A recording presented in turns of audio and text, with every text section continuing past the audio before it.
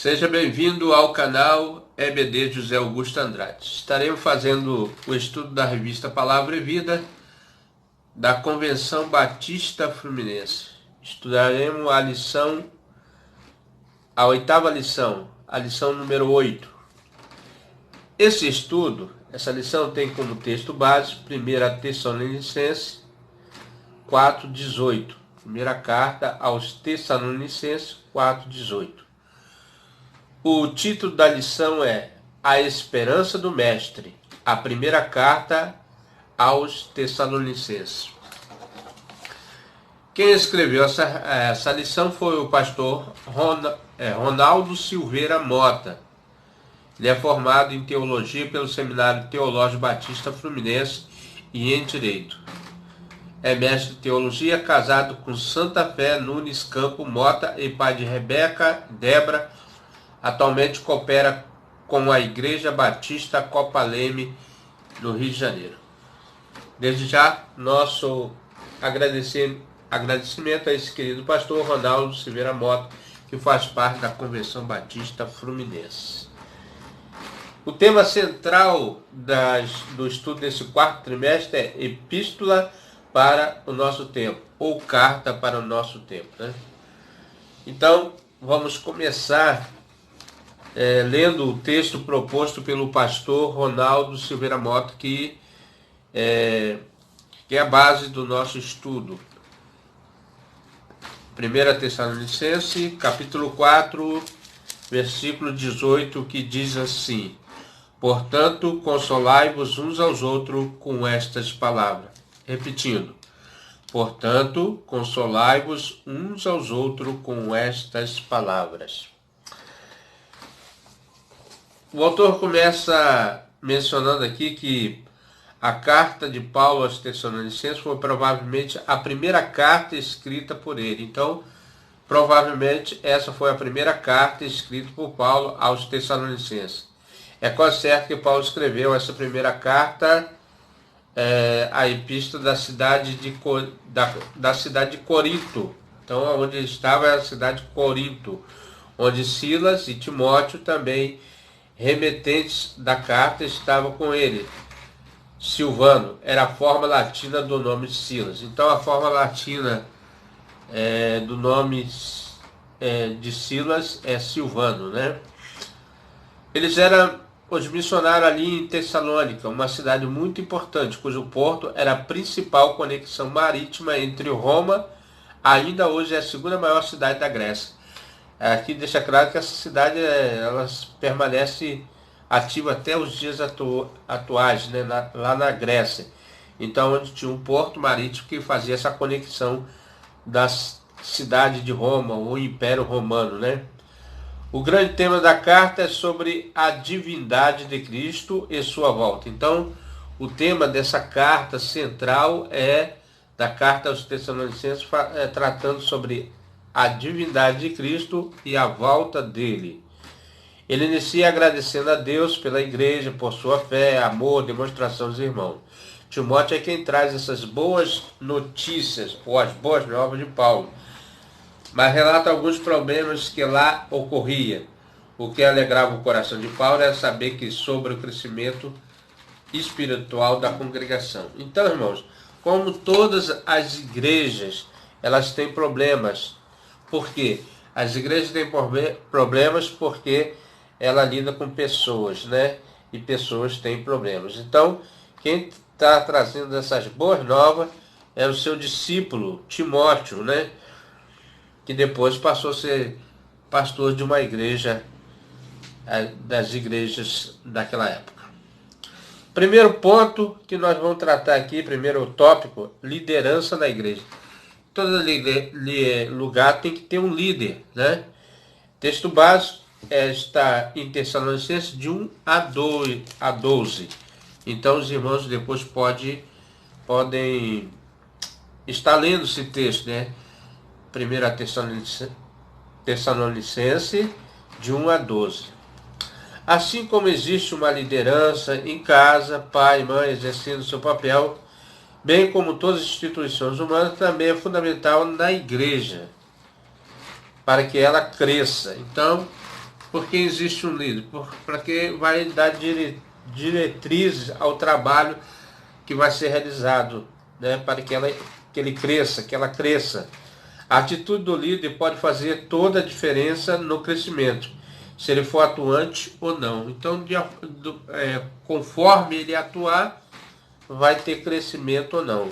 Como foi a atuação dos missionários ali em Tessalônica, apesar de enfrentar a oposição, serem maltratados e ultrajados em Filipos. Então eles foram ultrajados e maltratados na cidade de Filipos. Isso está aqui no capítulo 2, versículo 2. Mas havendo primeiro padecido, sido agravado em Filipos, como sabeis, tornamo-nos ousados em nosso Deus, para vos falar o Evangelho de Deus com grande combate. Então, apesar das lutas, problemas, eles tiveram ousadia para falar da palavra de Deus ali na cidade de Filipos, pregando o Evangelho de Cristo. Confiando em Deus, conseguiram anunciar com ousadia o Evangelho. O comportamento de Paulo foi de extrema hostilidade. O comportamento de Paulo foi de extrema hostilidade, não agindo com engano, né? Então, porque a nossa exortação não foi com engano, nem com imundícia, nem com fraudulência, nem pureza ou dolo, como uma mãe, no versículo 7, que acaricia seus próprios filhos. Ele usou de linguagem abençoadora, sem bajulação. Então, Paulo, ele fazia sempre uma exortação, exortava para tratando os problemas, mas não sem bajulação, e não trabalhava por ganância. A sua atitude era de mansidão e carinho. Então, Paulo tinha um carinho pelaquela igreja, embora pudesse até exigir o seu sustento, mas não o fez, mas ainda como um pai. Ele trabalhava noite e dia. Paulo poderia aproveitar dessa situação, mas não. Ele trabalhava noite e dia para não viver às custas de nenhum deles, ainda que pudesse viver. Sua vida era exemplo e de equilíbrio. Isso está no versículo 2:10, que diz assim: e vós e Deus sois testemunhos de que com santa, justa e irrepreensivelmente nós ouvemos para convosco, os que creste. E de modo impiedoso, justo e irrepreensível para com eles. Então ele exorta isso de modo individual. Aí ele fala aqui: assim como bem sabeis de que modo vos exortamos e consolamos-vos a cada um de vós, como o Pai a seus filhos. Isso está no versículo 11. Ou seja, e cada um para que vivam de modo digno de Deus. Então, essa é a recomendação de Paulo à igreja de Tessalônica, e serve também para nós nesses dias, que cada um viva de modo digno diante de Deus. Apesar de ter dado tanto exemplo de trabalho, um problema estava acontecendo na igreja devido a uma interpretação errônea acerca da volta de Cristo. Então, apesar disso tudo, de Paulo ter trabalhado tanto, ainda estava acontecendo algumas interpretações a respeito da volta de Cristo. Embora tivéssemos praticando o amor fraternal, capítulo 4, versículo 9, que diz assim: quanto porém ao amor fraternal, não necessitais de que vos escreva, visto que vós mesmos estáis instruídos por Deus, que vos ameis uns aos outros. Então Paulo já estava sabendo que ele estava cumprindo esse trabalho, né? Mas ele estava deixando as suas obrigações e trabalho e viver tranquilamente. No capítulo 10, né? 4:10, versículo 10. Capítulo 4, versículo 10. Porque também já assim o fazei para com todos os irmãos que estão por toda a Macedônia, exortando, porém, que cada um continueis a progredir cada vez mais. O que estava acontecendo? Pois eles acharam que Cristo já estava perto de vir, eles não tiveram a preocupação do sustento cotidiano, né? E Paulo aqui traz uma exortação que eles continuem com suas vidas normais esperando a volta de Cristo. É se comportar em sociedade de tal modo que não precisa depender de outros para se sustentar. A iminência da volta de Cristo não pode ser motivo para a preguiça. Uma vida diligente, cuidando do que é seu, trabalhando com as próprias mãos, e uma reputação que o cristão precisa ter. Há dois extremos que precisam ser observados quanto à questão da volta,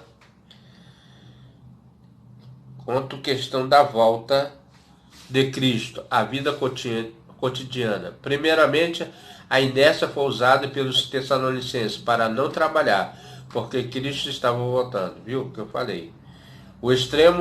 Outro extremo é viver só para o trabalho. Então, quer dizer, aqui existe uma coisa, né, que pessoas estavam deixando de trabalhar porque Cristo estava voltando. E outros trabalhando demasiadamente, não tendo preocupação com a volta de Cristo, né? Outro extremo é viver só para o trabalho. Para esse mundo, esquecendo o dia da morte ou da volta de Cristo, como faz o mundo atual, agindo como a parábola de Jesus em Lucas 19:14. Não queremos que este reine sobre nós. Nesse contexto aqui de Lucas 14, conta-se, né? Vamos abrir aqui em Lucas, né? Lucas 19:14, que diz exatamente isso aqui, ó.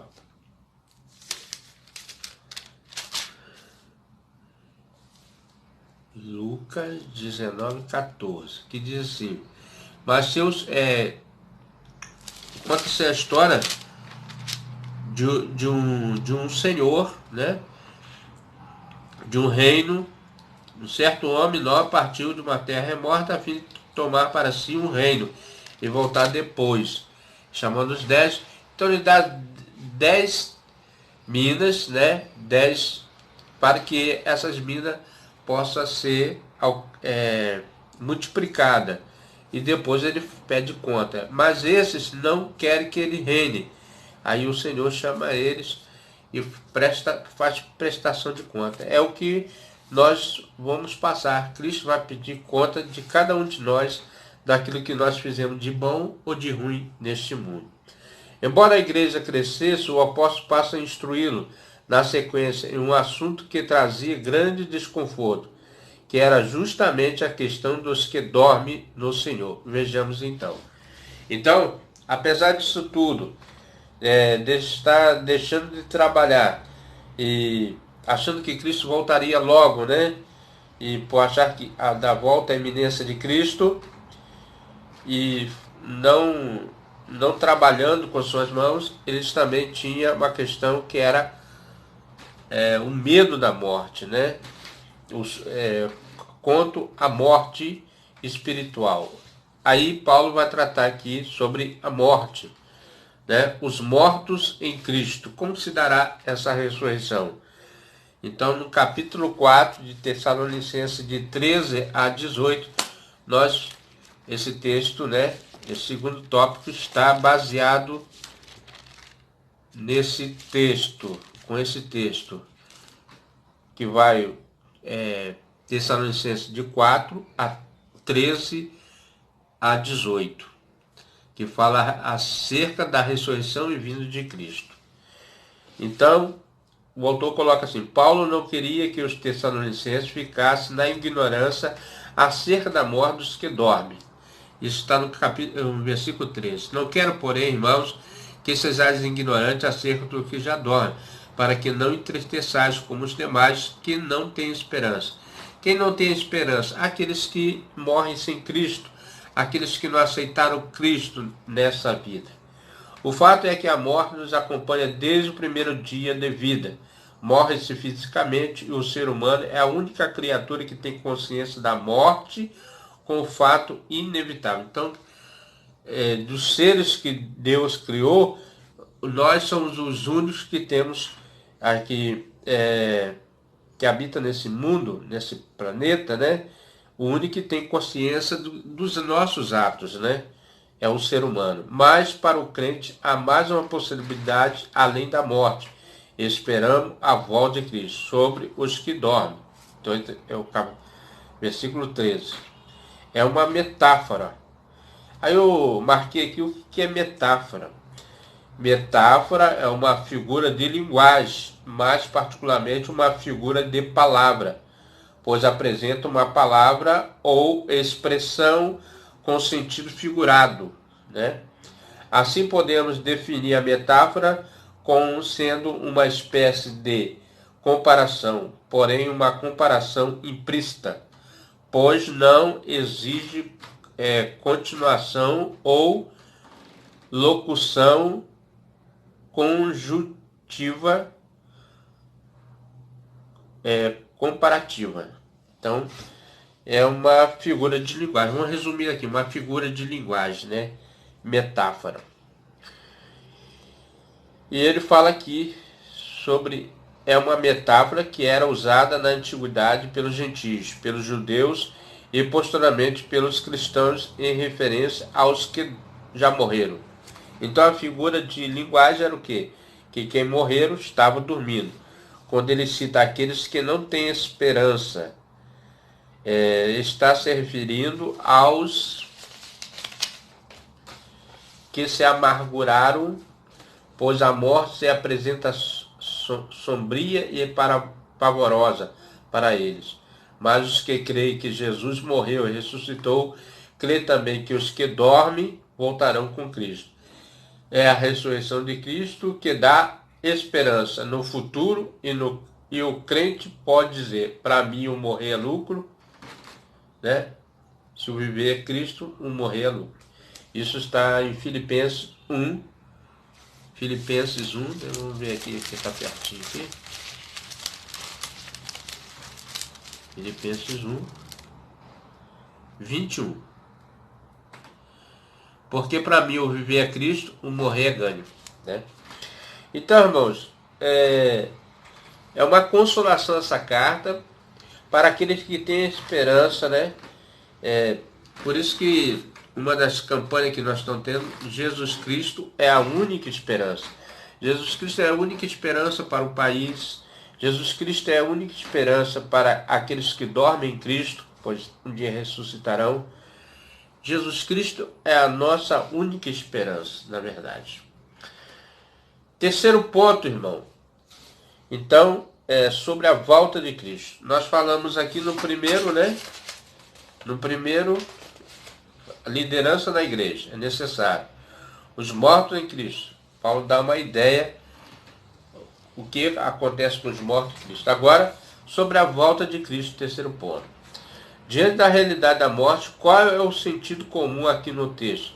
Fica clara a intenção de Paulo demonstrar algo que vai ocorrer de forma natural. E ninguém precisa ficar com medo, triste ou apavorado pelo que vai acontecer. Por isso acrescenta, para não vos entristeceres como demais que não têm esperança. Então, para nós, a morte é um acontecimento natural, é uma forma natural. Portanto, podemos sentir saudade dos que partem, mas temos esperança de encontrá-los na volta de Cristo. Aqueles que morreram em Cristo, é claro, né, irmãos? Ele afirma que Deus, mediante Jesus, trará em sua companhia os que dormem. Vamos ler aqui 4,14, que diz aqui. Porque se cremos, olha só, porque se cremos que Jesus morreu e ressuscitou, assim também aos que em Cristo dormem, Deus o tornará a trazer com ele. Então, reveremos aqueles que morreram com Cristo, né?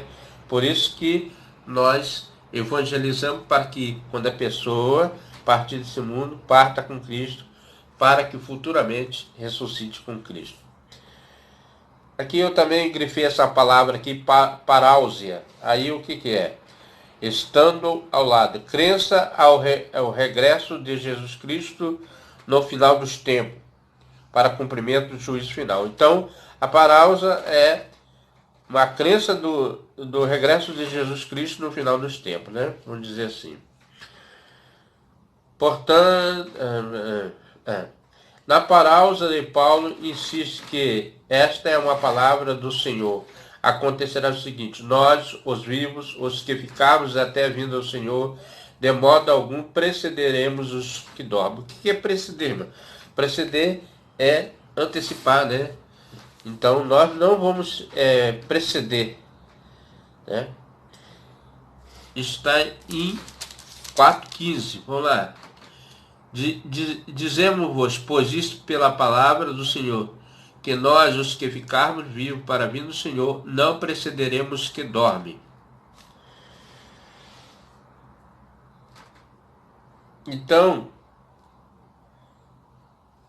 dada a sua palavra de ordem, ouvida a voz do arcanjo, ressoada da trombeta de Deus, descerá dos céus. Os mortos em Cristo ressuscitarão primeiro.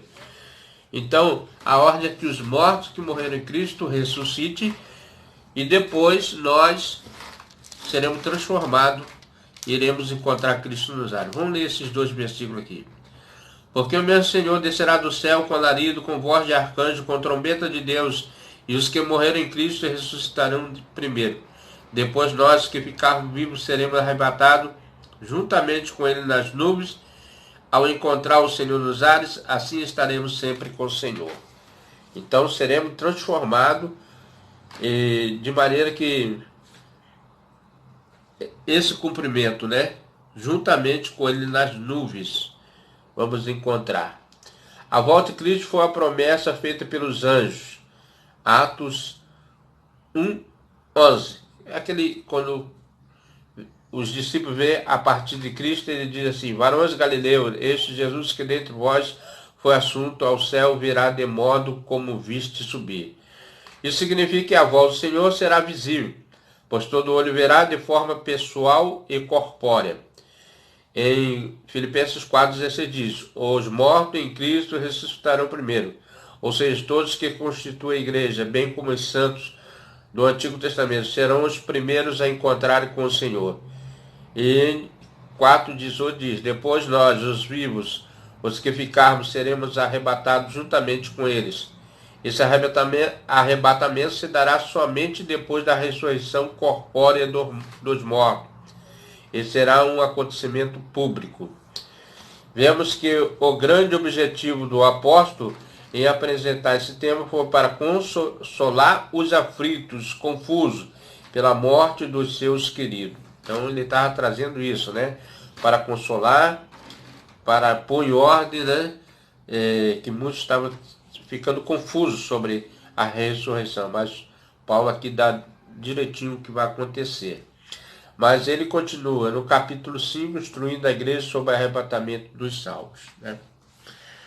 Então, irmãos, no capítulo 5, de 1-11, ele fala sobre o encontro com o Senhor. Esse quarto tópico tem base com o capítulo 5, de 1-11. Cristo receberá nos ares. Cristo não vem, não pisa mais nessa terra. Ele receberá a igreja nos ares, por entre as nuvens, a sua igreja amada. A lei da gravidade não atuará sobre nossos corpos, pois todos os poderes estão submetidos ao Senhor. Aleluia. Então, todas as coisas estão submetidas ao poder de Cristo. Paulo continua seu ensino relembrando o que os profetas, o próprio Senhor Jesus, já havia ensinado. Essa é uma doutrina consoladora. Os primeiros cristãos viviam na expectativa desse grande dia do Senhor. E por isso sua influência foi tão poderosa na pregação do Evangelho, pois o Senhor estava para voltar a qualquer momento. O dia do Senhor é uma expressão usada tanto no Antigo Testamento como no Novo Testamento e se refere ao dia do juízo de Deus. Então, a volta do Senhor está reservada com o dia do juízo de Deus. Quanto aos tempos de época desse acontecimento, vamos ler aqui. Mas, irmão, acerca dos tempos da estação, não necessitais de que vos escreva. Então, não deixou uma data específica. O próprio Cristo mesmo disse que para que nós vigiássemos, que o Pai, ele não sabia, somente o Pai saberia o dia e a hora. Os tessalonicenses não precisavam de novas informações, pois ele já sabia. Assim como nós precisamos sempre trazer à memória esse grande e terrível dia já está chegando e devemos estar preparados, pois virá como ladrão de noite, será repentinamente, surpreenderá a todos. Você está preparado? É uma pergunta para nós também, para mim e para você. devemos estar preparados para esse grande e acontecimento dia, né? Vai pegar muitas pessoas de surpresa. E rogamos ao Pai que nós estejamos preparados conforme o seu querer. O apóstolo relembra uma advertência: quando andarem dizendo paz e segurança, eis que lhes sobrevirá repentina destruição. Está no versículo 13 desse capítulo aqui, capítulo 5, versículo 3 de Tessalônica. Pois quando disserem a paz e segurança, então lhes sobrevirá repentina destruição, como as dores de parto daquela que está grávida, e de modo nenhum escaparão. Então, são os sinais, né, que o Senhor deixou para nós estarmos a perceber. E não os não salvos estarão em perigo, aí sim, e todos desamparados. Hoje todos desejam a paz, mas se recusa a estar em paz com Deus. Isso é verdade, né? Todos os meios de recurso são usados hoje, mas são insuficientes para trazer a paz. Basta ver os noticiários sobre armamento, terrorismo, rumores de guerra, etc. Sabendo que somente o príncipe da paz será capaz de implantar a verdadeira paz, Cristo, né? A ilustração das dores no parto refere àquela que está para dar à luz. E mostra que a vinda será repentina e irreversível. Capítulo 5, versículo 3. De maneira nenhuma escaparão. O sofrimento tornarão tão intenso e agudo como guerra, rumores de guerra, peste, terremoto, agitação mundial, incredulidade, esfriamento da fé, sinais no sol, na lua. Irmão, se nós pararmos para pensar, muitas coisas já estão acontecendo. Muitas coisas. O mundo está em instabilidade. Esses serão os sinais mais fortes do que Cristo está voltando. Qual deve ser o nosso comportamento? Nós somos filhos da luz e do dia, né? Então vamos ler aqui. Porque todos vós sois filhos da luz, filhos do dia. Não somos da noite, nem das trevas. Então, ele manda que estejamos na luz, né? Nenhum ladrão poderá nos surpreender, pois não somos da noite nem das trevas. A postura do crente diante dessa situação deve estar bem acordado. Versículo 6. E não durmamos, pois como demais, mas vigiemos, sejamos sóbrios. Uma pessoa sóbria é aquela que não está embriagada, né, irmãos? Estejamos embriagados com o quê? Com as coisas do mundo. Então, sejamos sóbrios, vigilantes, né?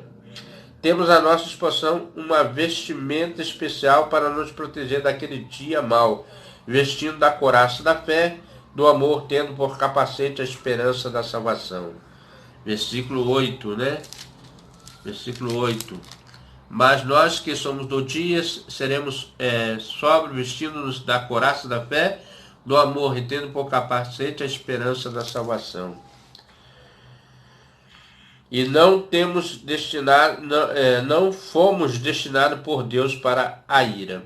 Então Deus vai derramar, lá em Apocalipse fala que quando esse momento acontecer, de trazer o juízo sobre o mundo, Deus vai derramar as taças da ira de Deus, né?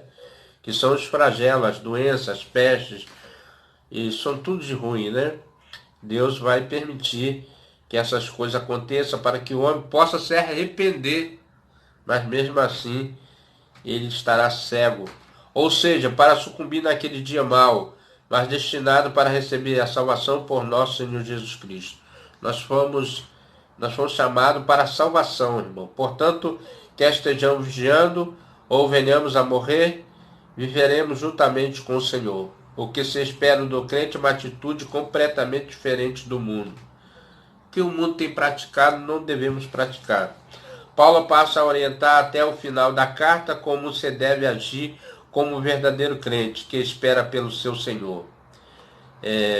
Capítulo 5, de 11 a 28. Exortar uns aos outros. Devemos exortar uns aos outros, né?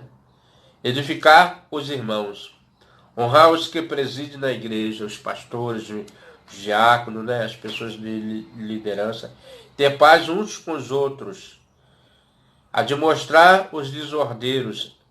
consolar os desanimados, devemos consolar aqueles que são fracos na fé, sustentar os fracos, ser paciente, não retribuir mal por mal. Alegrar-se sempre, devemos estar alegres sempre na presença do Senhor. Orar sem cessar, irmão, olha só. Orar sem cessar, né? Que tem um quadro aqui. Dar graças a Deus por tudo. Isso aqui é uma coisa que muitos têm até se esquecido de agradecer a Deus pela vida, pelo sol, pela lua, pela respiração, né? Não extinguir o espírito, não desprezar a palavra, examinar tudo, reter o bem, abster-se da aparência do mal, fugir da aparência do mal, né? Em um mundo caótico somos chamados para iluminar. É uma forma tão especial. Você está vivendo essa expectativa da volta de Cristo? Eu e você devemos estar com essa expectativa, né? Então, irmão, para finalizar, conclusão do nosso estudo dessa semana, a igreja tessalonicense era uma igreja forte, crescente em amor. No entanto, apesar de ter sido evangelizado por missionários, liderados com dignidade e amor, ensinando os doutrinas da fé, correram erros de interpretação quanto aos mortos e à vinda de Cristo, né? Eles ainda eram ignorantes quanto à ressurreição dos mortos. Tinham uma visão da vinda de Cristo equivocada, o que fez com que desejasse até de trabalhar. Muitos deixaram de ter a sua vida cotidiana. Viviam inconsistentes, dependendo de favores alheios. Paulo exorta a retornar ao trabalho e viver dignamente, e ensina sobre o grande e terrível dia do Senhor, que para os ímpios será o dia de pavor, né? Mas para os crentes, um dia de glória, pois se encontrarão com o Senhor. Todos os salvos da terra devem viver uma vida honrosa, agora aguardando esse grande acontecimento, que brevemente deve acontecer, né? Pelos sinais que nós temos visto. Devemos estar alerta, pois não sabemos o dia nem a hora, mas esse dia chegará e devemos estar vigilantes e felizes. Então, irmão, o dia e a hora, Deus, né, Jesus não deixou, mas talvez para que nós estivéssemos alerta, né, esperando confiadamente na sua volta. Então, irmãos, esse aqui foi o estudo dessa semana, que fala sobre a espera do nosso Mestre. Estamos em iminência que a igreja seja tirada dessa terra, né? Os mortos ressuscitam e a igreja seja retirada. Arrebatamento quer dizer isso, tirada repentina. Vamos orar a Deus, vamos agradecer por mais um estudo que o Senhor nos proporcionou. E eu quero orar por você, orar por mim, orar pela igreja, para que estejamos atentos aos sinais da vinda do nosso Mestre. Pai querido, Deus poderoso, Deus de glória, Deus santo, maravilhoso, único e perfeito Deus. Por isso, Deus, que o Senhor, quando foi desse mundo, nos disse que iria preparar lugar, mas voltaria para nós mesmos. E, Senhor, estamos aqui esperando a sua volta, ansiosamente. Mas enquanto o Senhor não vem, nós estamos divulgando esta palavra para que mais pessoas creiam, para que mais pessoas se rendam aos teus pés, para que as pessoas voltem para ti e reconheçam que a sua vinda aqui nessa terra foi para salvar a humanidade. Pai, agora, ó Deus, com teu Espírito Santo, o Espírito de poder, possa ministrar no coração de cada um, daqueles que ouvirão essa lição, ó Deus, que o Espírito Santo possa penetrar no mais íntimo daquela pessoa, Deus, que possa, Senhor, nos guardar, nos livrar, nos preparar, Senhor, para um dia estar para sempre contigo. Essa é a nossa esperança, Senhor, que aquilo que nós esperamos de Ti, que só Jesus Cristo é a única esperança, que só Ele pode nos dar a esperança de vida eterna. Nada nesse mundo pode, Senhor, nos separar dessa gloriosa presença, que é a presença de Cristo neste mundo, Pai. Abençoa, Senhor. Transforma os corações. Ajuda-nos, ó Deus, a encontrar o caminho da salvação. E nós sabemos que o caminho é Cristo. Por Ele mesmo disse que Ele é o caminho, a verdade e a vida. E ninguém viria ao Pai senão por Ele. Por isso, Deus, nós estamos esperando a vinda eminente de Cristo para nos levar. Em nome de Jesus, fortalece a nossa fé, o nosso coração. Amém e amém. Meu amigo, meu irmão, se você tem gostado dos nossos estudos, venha conosco até o próximo estudo, se assim o nosso bom Deus nos permitir. Amém?